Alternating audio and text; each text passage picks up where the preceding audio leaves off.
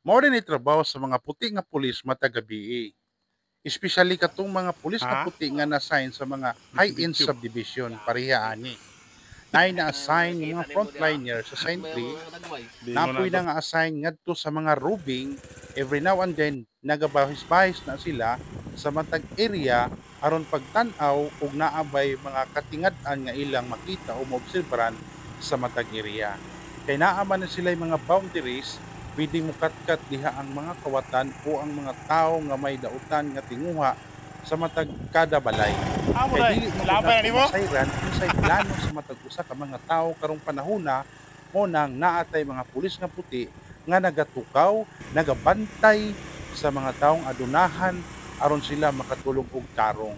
Kini mga dagkong negosyante abi bitaw ninyo usa ka istorya lang ni.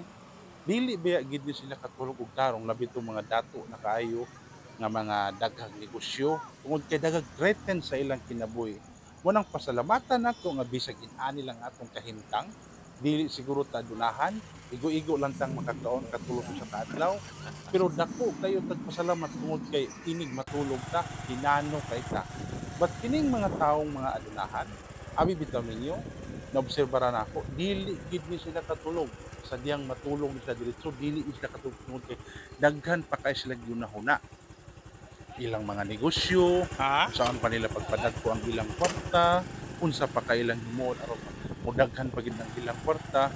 But kita nga mga igo-igo lang ang atong kahimtang nga makakaon lang ta sa usa ka adlaw katulog, malipayon kay tanganuman makatulog ta og tarong, hinanok ang atong katulog, grabe ang atong paghagok. But kini mga taong adunahan, nagkuha pa gid sila mga pulis nga mga puti para mobantay sa ilang pagkatulog tungod kay gusto silang makatulog nga secure sila sa ilang pagkatulog. Munang ikaw ako karon nagtanaw ani nga video ug dili man siguro kadunahan kayo o wala man siguro kay mga bugat ng mga negosyo nga gidala-dala karon diya sa imo ang kaugalingon, wala kay gi-expense nga dagko nga mga kwarta diha giatiman nimo og makatulog kag tarong, pasalamati og dako nga naman. Wala ka nag-hire og mga puti nga mga pulis para magabantay kanimo para makatulog ka og tarong anuman. Secure ka sa imong pagkatulog. But kining mga tawhana, nag-hire sila og mga pulis nga puti. Labi na o tanaw nimo ang mga pulis nga puti. Every now and then nagarubing na sila ngadto sa area para lang in town maobserbaran og naabay mga katingad-an nga nagpalibot-palibot ngadto sa mga taong adunahan nga nangatulog na. O ang mga sentry pod nga mga pulis nga mga puti nga nagabantay ngadto sa mga gate, nagabantay po na sila aron dili pod basta-basta makasulod nga bisan kinsa lang nga mga tao o sakyanan nga mosulod ngadto sa area. Mao nang kining mga pulis nga puti, pasalamatan nato sila, dako tag respeto sa ila kay sila nagatukaw para lang bantayan ta sa diyang mga tulog ta.